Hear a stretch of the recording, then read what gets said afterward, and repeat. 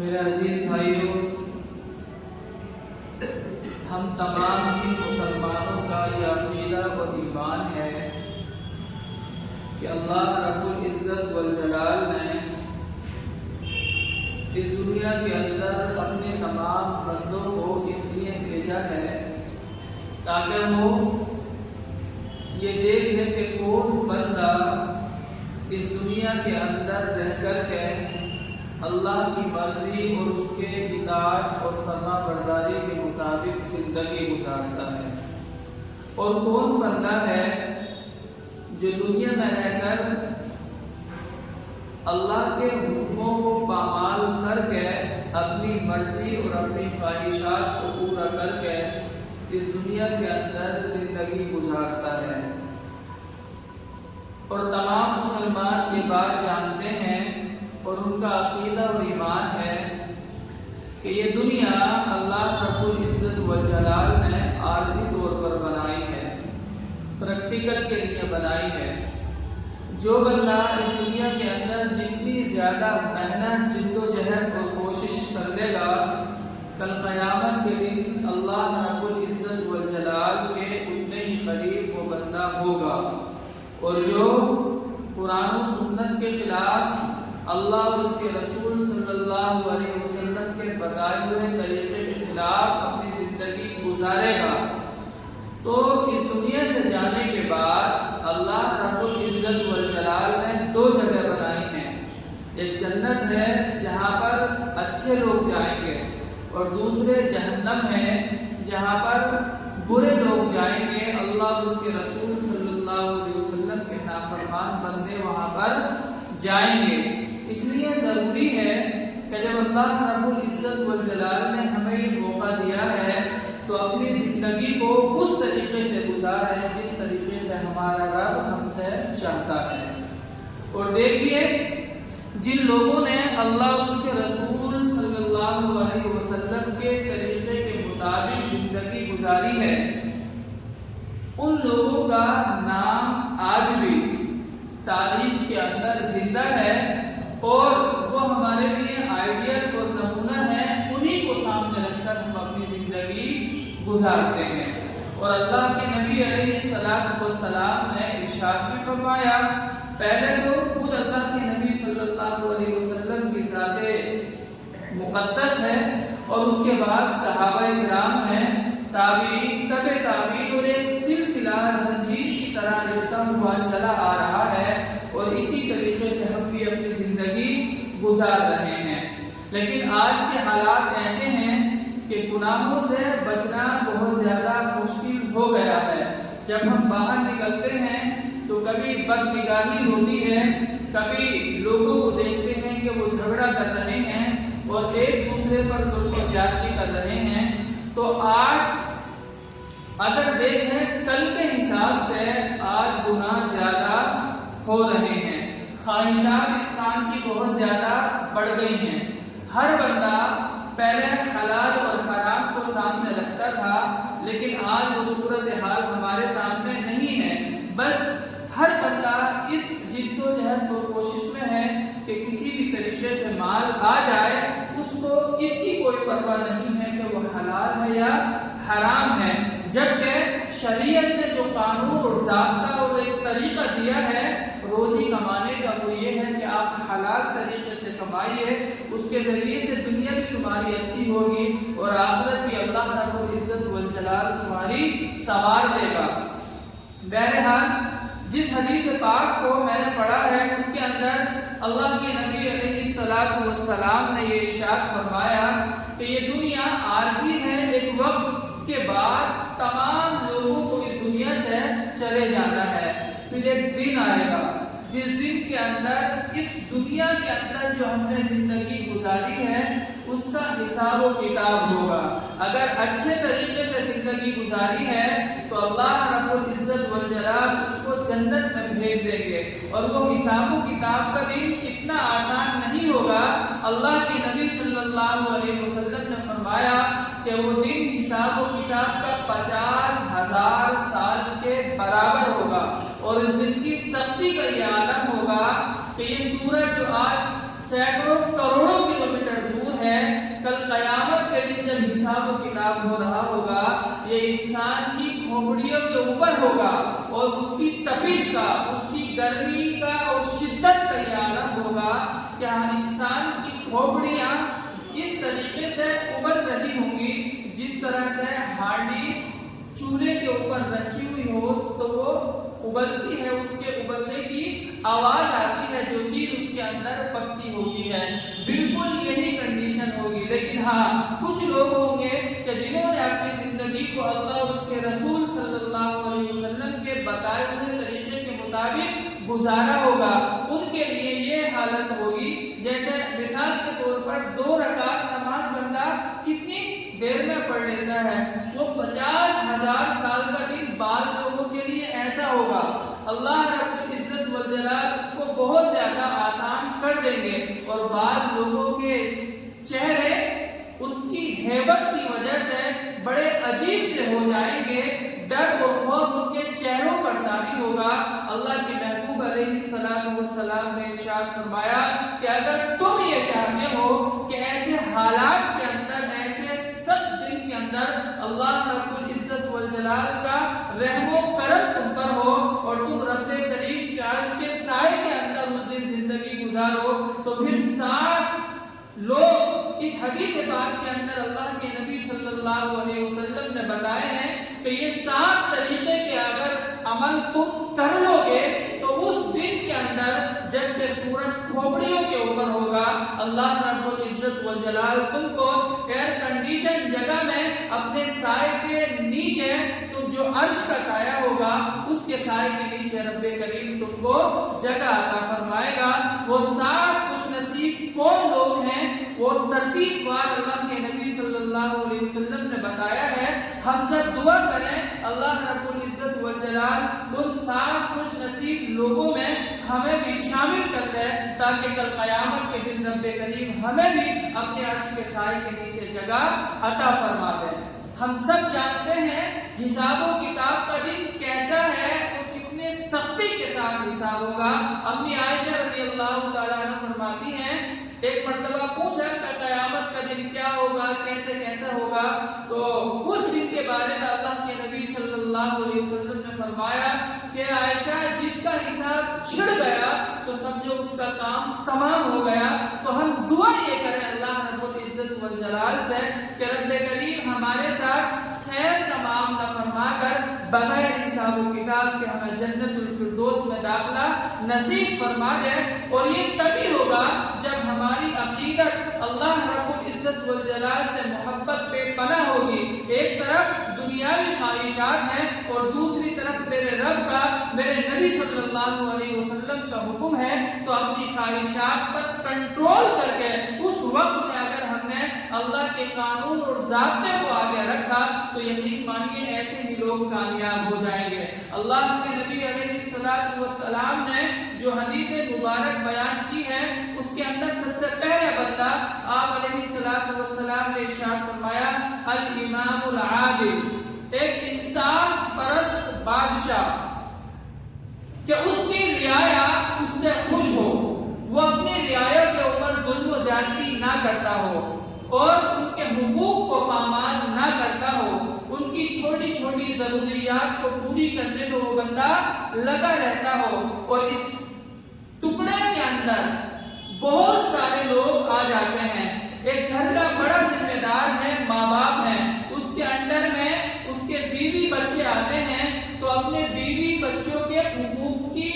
ادائیگی کرے اچھے طریقے سے، کہیں ایسا نہ ہو کہ کسی موقع پر ان کا حق مارا جا رہا ہو۔ اگر ایسا ہوگا تو کل قیامت کے دن اللہ رب العزت والجلال کے سامنے کٹگرے میں وہ کھڑا ہوا ہوگا، اور اسی طریقے سے کسی کمپنی کا اونر ہے، مالک ہے، تو اس کے اندر میں جو لوگ کام کر رہے ہیں ان کام کرنے والوں کو بھی چاہیے کہ وہ انصاف کے ساتھ، عدل و انصاف کے ساتھ کام کریں۔ جتنا وقت نوکری کا کام کرنے کا ٹائم ہے اس کے اندر بالکل بھی کم و بیشی نہ کریں کہ چلو آدھا گھنٹہ رہ گیا ہے چلنے کی تیاری کریں، نہیں، جتنا ٹائم ہے، اگر 6 گھنٹے کی آپ سیلری لیتے ہیں تو پورے 6 گھنٹے تک اس جگہ میں کام احترام کرنا یہ آپ کے لیے لازم اور ضروری ہے۔ اسی طریقے سے جب اس کے اندر میں کام کرنے والے لوگ اس چیز کا خیال رکھتے ہیں تو اب مالک کی ذمہ داری یہ بنتی ہے کہ کسی بھی طریقے کی ان کو تکلیف، پریشانی اور تنگدستی نہ ہونے پائے۔ اگر کسی وجہ سے ان پر ظلم و زیادتی ہو رہی ہے، ٹائم فکس ہے سیلری دینے کا، بندہ ٹالتا رہتا ہے، تو یاد رکھیے یہ بھی بے انصافی کرنے والے لوگوں میں شامل ہے۔ اس لیے اللہ کے نبی صلی اللہ علیہ وسلم نے ارشاد فرمایا الامام العادل، انصاف پرست لوگوں کی طرح اپنی زندگی گزارو۔ اگر ہم پوری تاریخ اٹھا کر کے دیکھیں اللہ کے نبی صلی اللہ علیہ وسلم کے بعد، تو دو ذات ایسی ملتی ہیں کہ جنہوں نے بڑے عدل و انصاف کے ساتھ اس دنیا کے اندر حکومت چلائی ہے۔ پہلے حضرت عمر بن خطاب رضی اللہ تعالیٰ عنہ ہیں، جو ایک آئیڈیل اور نمونہ اور ایک طریقہ اللہ کے نبی صلی اللہ علیہ وسلم نے بنایا تھا اس دنیا کو چلانے کا، بالکل اسی طرح حضرت عمر بن خطاب رضی اللہ تعالیٰ عنہ نے اس دنیا کے اندر جو بادشاہت کی ہے، جب وہ امیر المؤمنین تو ہر چیز کا انہوں نے خیال رکھا ہے، یہاں تک کہ وہ گشت کیا کرتے تھے کہ کہیں ایسا تو نہیں ہے کوئی تنگدست ہو، کوئی پریشان ہو، اور میں اس ملک کا امیر المؤمنین ہوں، ان کا امیر ہوں، کہیں ایسا نہ ہو کہ کوئی بھوکا ہو، کوئی پریشان ہو، کل قیامت کے دن وہ اللہ رب العزت والجلال کے سامنے کھڑے ہو کر یہ نہ کہہ دیں کہ اللہ میں بھوکا تھا اور اس وقت میں امیر المؤمنین حضرت عمر بن خطاب رضی اللہ تعالیٰ عنہ اپنے کمرے کے اندر سو رہے تھے مزے سے۔ تو دو لوگ ایسے گزرے ہیں آپ علیہ السلام کے بعد جنہوں نے بہت ہی انصاف کے ساتھ بادشاہت کی ہے۔ پہلے حضرت عمر بن خطاب رضی اللہ تعالیٰ عنہ، اور ان کے بعد تقریباً 100 سال بعد انہی کے خاندان میں سے حضرت عمر بن عبد العزیز رحمۃ اللہ علیہ تقریباً 2 سال کچھ مہینے بادشاہت کی ہے، بہت ہی عدل و انصاف کے ساتھ۔ ایک بار ان کے خاندان کے کچھ رشتہ دار آئے، کہا کہ تم بادشاہ ہو، ہم پریشان ہیں، تو ہمیں کچھ نوکری دے دو۔ تو انہوں نے کہا کہ ایسے کیسے ہو سکتا ہے کہ میں صرف اس بنا پر تم کو نوکری دے دوں کہ تم میرے رشتہ دار ہو، ایسا نہیں ہو سکتا۔ جو جس چیز کا اہل ہے اس کو وہی چیز ملے گی۔ اس کے بعد اگر ہم دیکھیں تو اس دنیا نے ایسا کوئی بادشاہ اور عادل پسند بادشاہ اس دنیا نے نہیں دیکھا ہے۔ تو بہرحال ہمارے اندر میں بھی جو لوگ کام کر رہے ہیں ان کے ساتھ عدل و انصاف کا، نرمی کا، پیار محبت کا معاملہ کریں، تاکہ کل قیامت کے دن اللہ رب العزت والجلال اپنے عرش کے سائے کے نیچے ہمیں بھی جگہ نصیب فرما دے۔ اور دوسرا وَشَابٌ نَشَأَ فِي عِبَادَةِ رَبِّهِ، اللہ کے پیارے حبیب علیہ السلام نے ارشاد فرمایا کہ وہ بندہ، وہ نوجوان کہ جس نے اپنا نشو و نما، اپنی پرورش ہی اللہ رب العزت والجلال کی اطاعت اور فرما برداری میں کی ہو، یعنی بچپن سے لے کے جوانی تک اور جوانی سے لے کے بڑھاپے تک وہ اللہ رب العزت والجلال کی اطاعت اور فرما برداری میں اس بندے نے اپنی زندگی گزاری ہو، تو ایسا بندہ بھی کل قیامت کے دن اللہ رب العزت والجلال کے عرش کے سائے کے نیچے جگہ پائے گا۔ یہاں پر ضروری ہے والدین کے لیے کہ وہ اپنی اولاد کی اچھے سے تربیت کریں، وہ بتائیں کہ ہمیں پیدا کرنے والا اور ہم کو کھلانے والا اللہ رب العزت والجلال کی ذات ہے، اور آپ علیہ السلام کے بارے میں بتائیں کہ وہ اللہ کے حکموں کو لے کر کے آئے ہیں اور انہوں نے ایک شریعت دی ہے، اس کے مطابق اگر کوئی بندہ زندگی گزارے گا تو وہی کامیابی اور کامرانی کا رستہ ہوگا۔ یہ اس وقت ہوگا جبکہ بچپن سے ماں باپ اپنے بچوں کی تربیت کرنے کی کوشش کریں گے، ان کو بتائیں گے اللہ ایک ہے، وہی ہمیں روزی دیتا ہے، ماں باپ کا حق کیا ہے، رشتہ داروں کا حق کیا ہے۔ آج کی جو نئی جنریشن ہے یا جو نئی نسل یہ آ رہی ہے، اس کے اندر نہ تو ماں باپ کے تعلق سے وہ ہمدردی اور وہ پیار محبت ہے اور نہ رشتہ داروں کے تعلق سے۔ آپ لوگوں نے دیکھا ہوگا کہ وہ رشتہ دار بھی نہیں ہوتے تھے، ہمارے ماں باپ کے تعلقات والے چلے آتے ہیں، کیونکہ ہم نے دیکھا کہ ہمارے باپ دادا کا ان سے تعلق تھا لیکن کوئی رشتہ نہیں تھا، لیکن نبھاتے اس کو ایسے تھے جیسے کہ اپنے ہی رشتہ دار ہوں۔ لیکن یہ جو نئی جنریشن آ رہی ہے یہ ماں باپ کو جانتی ہے، بلکہ ان کے بھی صحیح سے حقوق ادا کرنے پر یہ لوگ تیار نہیں ہیں۔ کہیں نہ کہیں ایک بہت بڑی چوک ماں باپ سے بھی ہوئی ہے، اس لیے ضروری ہے کہ جو نئی جنریشن آ رہی ہے ان کی تربیت کے تعلق سے دینی اعتبار سے ان کی تربیت کرنا بہت ضروری ہے۔ اسکول بڑے بڑے کالجوں میں ہم پڑھائیں، لیکن ساتھ ہی ساتھ ایک ایسا گھر کا ماحول بنا دیں، ہم اگرچہ باہر رہیں لیکن ہماری بیوی ہے یا ہمارے ماں ہے وہ اس طریقے سے ان کی پرورش کریں کہ ہر چیز جب بھی اس کو منسوخ کریں تو اللہ رب العزت والجلال کی طرف کہ بیٹے یہ چیز تمہیں تب ملے گی جب تم اللہ رب العزت والجلال سے مانگو۔ ہر بچہ مانگتا ہے راستے میں چلتے ہوئے بیٹے دعا کرو کہ اللہ مجھے یہ چیز دلا دے، دعا ماں باپ ظاہر سی بات ہے ویسے بھی دلائیں گے، لیکن پرورش اس طریقے سے کریں تاکہ بچے کو لگے کہ ہاں کوئی رب ہے میرا اور اس کے بغیر کوئی چیز بھی ہلتی جلتی نہیں ہے۔ اس طریقے سے اگر ہم اپنے بچوں کی پرورش کریں گے تو واقعتاً جو آنے والے حالات ہیں آپ دیکھیے، صبر اور شکر ان دو چیزوں کی بہت زیادہ ترغیب شریعت نے دی ہے، لیکن اگر ہم دیکھیں تو صبر کا مادہ ہمارے دامن سے چھوٹتا چلا جا رہا ہے۔ سینکڑوں واقعات آپ نے ایسے سنے ہوں گے کہ فلاں بندے نے سوسائڈ کر لی، بہت پریشان تھا، جبکہ شریعت کے اندر سوسائڈ کرنا بالکل حرام ہے، بالکل غلط ہے۔ یہ اس وقت بندہ کرتا ہے جب صبر کا پیمانہ اس سے لبریز ہو جاتا ہے۔ شریعت کا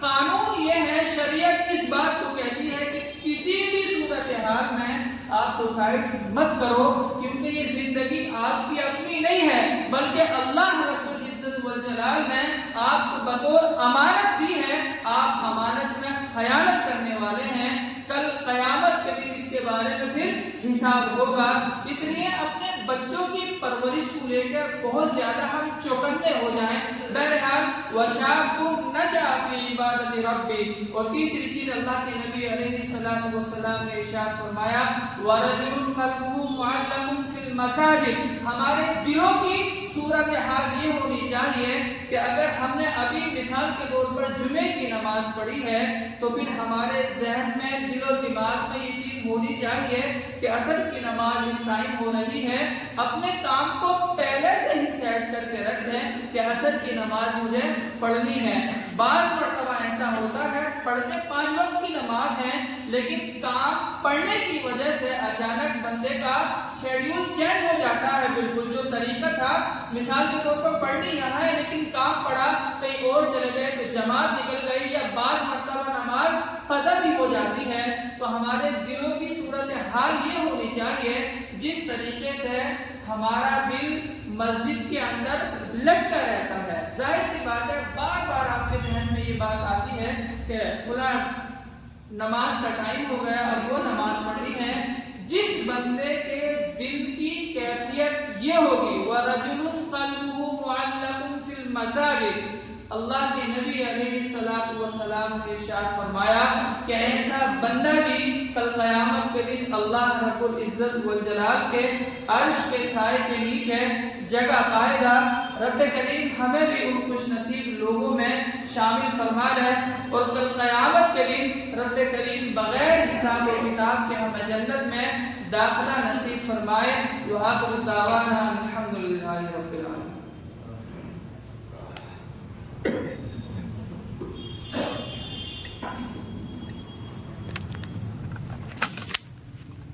اللہ اکبر اللہ